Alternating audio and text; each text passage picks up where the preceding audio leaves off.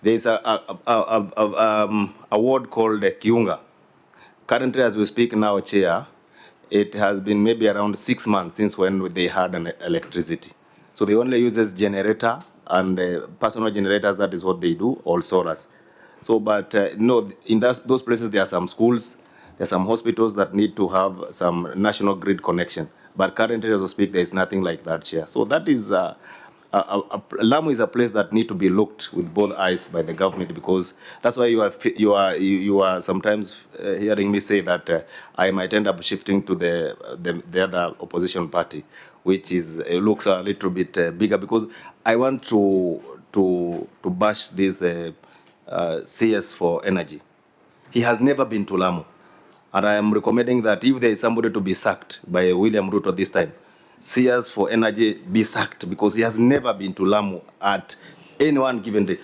In fact, Ruto has visited Lamu many times than the CS. So you maybe even wonder who is bigger than the other, who is supposed to be privy to so many problems that are facing the people of Lamu. Is it the minister or the president? But Chair, I also want to say that this is a topic for another day. But I need tomorrow I'm contributing in that bill, that motion that was brought to the floor of the House by the Leader of Majority. I will recommend the sacking of CS for energy, because he doesn't even qualify to be the CS because of the many bad things that he has done to the people of Lamu. So therefore, I support that, Chair. Lamu is a great county, and the government has to look it with both eyes. Chair, I submit. Senator Githuku, I second. Because, because you have no electricity and you are still doing CBC. Yes, Chair. Where you are supposed to go to download stuff from the internet, print, and take to school. Yes. Or which curriculum do the children of Lamu subscribe? Are they still on 844? No, the national curriculum. CBC. Yes, CBC. If it is the same CBC where I saw my son yesterday download stuff from the internet and print, how does a child of Lamu do it? That is now the question, Chair. We are very marginalized. Actually, these things need to be actually, I thought maybe, Chair, you had brought media people here so that they can also highlight the challenges that people of Lamu are facing. And I, as the senator for Lamu, are very disappointed. Fine, members. We hear the problems, but there are some solutions that you need to demonstrate. You have shown you are talking to the Treasury. If it's power, come to us. We can approve a small expenditure on solar. But Auditor General, so keep this in view, because managing 300 million in IFMIS should not be a big problem. Some counties are doing it, and yet they've got budgets of $1 billion. We'll do so, Mr. Chairman. Okay. We go to unsupported domestic travel and subsistence allowances. This one is also unresolved? Yes, it's still unresolved. And the figure in the financial statement was 54,289,180 shillings, where 15 officers were paid interest of over 2 million, totaling to 57,326,524 to attend workshops, training, and other official duties outside the county, while 4 others were paid 5 million, over 5 million during the year under review. But the breakdown of these payments, including their purposes, and were not provided for audit review. There was also an issue of a company that was paid 1,654,000 for processing of travel documents and ticketing, but the procurement process documentation were not provided. Thank you, Mr. Chairman. Yeah, and the response from the County Assembly is quite worrying, and I will then require that you read out your response.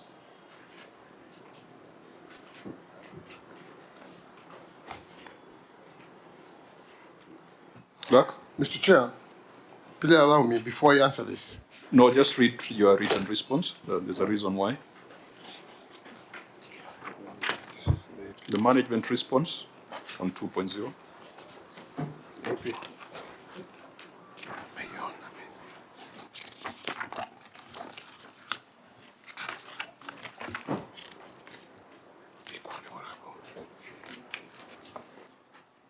Clerk, can you proceed and read your management response?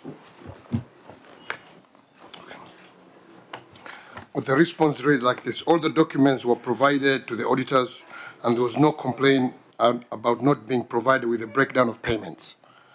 More so, the query was not raised in the exit meeting nor in the management letter. It was raised 9 months later after the audit. No appendix were provided to us. We also raised a complaint letter to the Office of the Auditor General. I want to add something, Mr. Chair. No, first read your, just read your management response. Whenever the County Assembly of Lamu committees went to travel on official duties, one of the staff accompanying the team will carry out the travel imprest for the traveling team, and the imprest holder staff will facilitate the MCAs and staff team to ensure that the committee is facilitated efficiently and timely, and the imprest holder will account for the imprest when they return back to the office. All the imprest warrants and payment schedules were provided for audit, and no complaint was raised of not being furnished with the vouchers and the attachments. A local company was paid 1.6 million for processing of travel documents and ticketing, but the details of the procurement process for this company were not availed. This is the question. That would be my answer there, Mr. Chair. This is another question. Have you, sorry, where have you reached? I've reached at the 1.6 million. All documents were provided to auditors, and there were no complaints about documentation not made available to them. This audit query was not raised during the exit meeting, nor in the management letter. Our inquiry with the audit team about this issue they had no answer. County Assembly of Lamu pre-qualified suppliers and service providers, and only Shimasi Travel applied to provide the services. Lamu is a rural county and not yet hosting many air ticketing businesses. Shimasi Travel is the only provider for air ticketing services in Lamu with International Air Transport Authority IATA certification, and the County Assembly is operating a framework service agreement contract with Shimasi Travel in the provision of air ticketing services. The audit of the financial year ending June 30th, 2023 dropped from management letter. Now, this is why I said the response is interesting. And I checked note, Senator West Pokot, we apologize that the session with West Pokot County Assembly was postponed following their request, the request of the County Assembly to postpone. But we appreciate that you are here. So the meeting with the County Assembly has been deferred. And I don't know whether they had copied their letter to the Senator, but you need to provide the Senator with a copy of that letter. So we apologize that it appears you did not get that information, but we are happy to see you. Always happy to see you. Chairman, they have postponed all the Yes. So we shall deal with it properly. So clerk, furnish the Senator with a copy of that letter, and will advise us on the kind of discipline that we need to mete out on those habitual I wanted to use a term that might be unparliamentary. Asante. So, Auditor General, the clerk says, the Assembly says something sprang up in the audit report which was not there. How can that be possible? Can I talk? Mr. Chairman, that is not the entire picture, and I would explain that during the exit meeting, the audit findings that were indicated in the minutes that they have attached. Number one is on domestic travel and training. So that issue was raised during the exit meeting. Even though it was not in the management letter that has been attached, the review process is such that when the team on the ground does a management letter and the supervisor reviews the management letter and the documentation and realizes that some issues may have been omitted, the supervisor is at liberty to do that. So in this situation, the revision was done by the Deputy Auditor General. And there are coaching notes to the auditors on the ground that were dated 5th of January 2023, where the Deputy Auditor General raised very many issues, and that is the reason as to why this issue was included in the draft audit report, which was sent to the County Assembly for response on 10th of January 2023. So at that point, even though the issue was not in the management letter, based on the review that was done in the office, they were supposed to have addressed the issues. Now, this is an easy thing. The Auditor General has said 57 million has been spent on workshops. Are you able to provide that breakdown, whether it was in the audit, initial audit report or not? Yes, we will. And have you provided it for the Senate? No. So then why did you make this journey from Lamu? Because it's a simple matter. I don't want an argument between you and the Auditor General. Yeah, the easier thing for you to do is we spent 57 million, this is how we spent it. And then that's the end of the matter. Unless you are alleging improper motives on the part of the Auditor General. No, we are not. And they are human, so they can make errors. So what position are you taking? Improper motives, or you are going to tell us who was paid 57 million? In review with the auditor, before we came here, I had a meeting with him. I went through this management letter, and I came to realize that information was not provided to them. So I do have that information, and I promised this committee I have that information. I just need to go and retrieve it from the archives. So if I can be given 30 days, I can provide that information to the Auditor General to their satisfaction. That one I can give. You are giving yourself directions. Allow the chair to give you directions. Yeah, so Mr. Chair, I request some time to go and retrieve this information, and I'll provide to the court. But if this thing you saw it in your report, what else? Were you waiting for the Senate to tell you to provide the support? This is the biggest amount queried. 57 million is more than 10% of your budget. Your budget was 384 million. Yeah, but this is the impress where a staff takes the money and then it gives to the MCAs. Yes, so that should be the easiest thing to do. 57 million paid to 15 officers. How difficult can that be? Or are you still going to blame electricity? Nah. Senator Mariam Omar, you have not gone on record. Please go on record. Senator Mariam Omar, member of the committee. Chair, to add on these ones, Auditor General, if this is not in the management letter, how do you write to them to raise this issue of this query? Is it by verbally or formally? Because all the queries are supposed to be under management letter. Thank you, Chair. Through the Chair. Indeed, the audit process, and that's what I started by saying, is that we set teams on the ground, and we are in the office.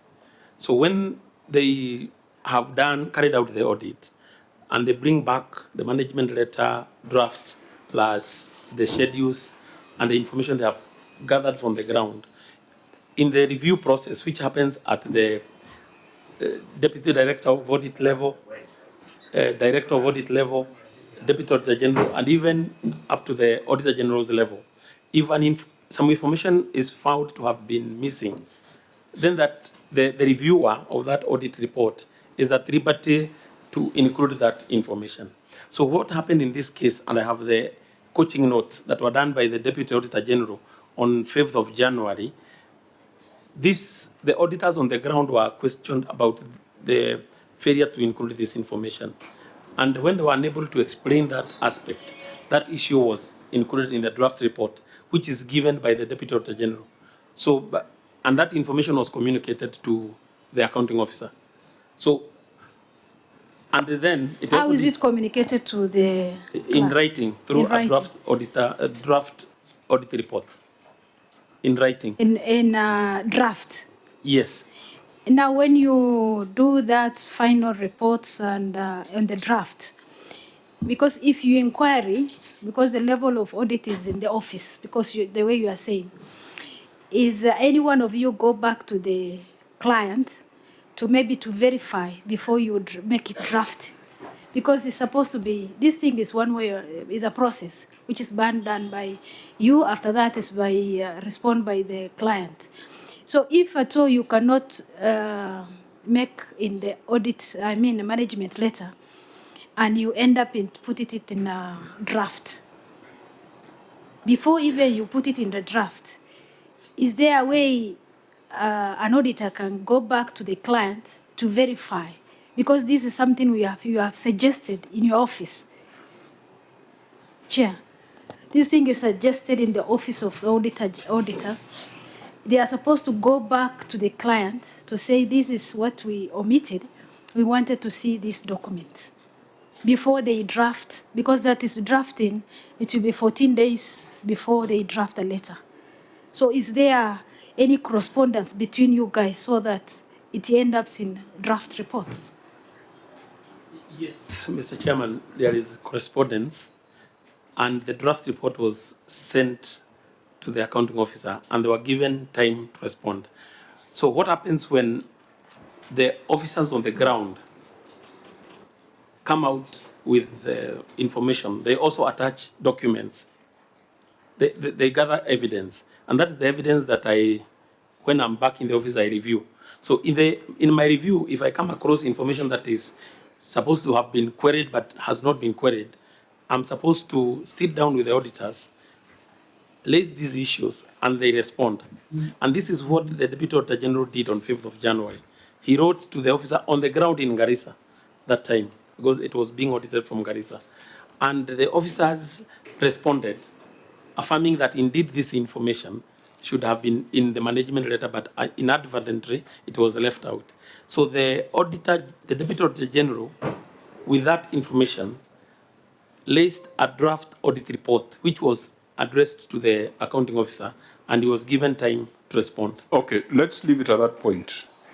We want to know who are the 15 officers who are paid interest of over 2 million. We want to know whether that interest has been surrendered. We want to know the 4 officers who are paid 5 million each during the year under review, so that we can ask Patricia and the EACC to compel recovery if no surrenders have been done. That is basic. That is what we are interested in right now. And Auditor General, I don't know whether you have that data. I have the information, and how much of it has been recovered? We still don't have any document proving recovery, but the accounting officer said, when I saw this response, I asked him what information they needed, which they didn't have, and I sent him the schedule of the names and the amounts outstanding from each officer. Because we don't want to give him an opportunity to go and make up tickets, travel tickets, to go and make up receipts. That's a risk. I gave him a list, the name of the officer and the amount outstanding against that officer. So we shall direct as follows. The auditor has provided you with a list of the 15 plus the additional 4 officers who are paid public funds, and the money, according to the OAG, has not been recovered. Within 7 days, you're asking for 30 days. We are not going to grant you 30 days. If the surrender has been done, the records are with you. Provide them to the Auditor General. When we are writing our report, we shall analyze your response, and if we find that there is part of it that has not been surrendered, we shall direct the EACC to move in and safeguard public funds. I think that is our position on that. The other issues of audit process are neither here nor there.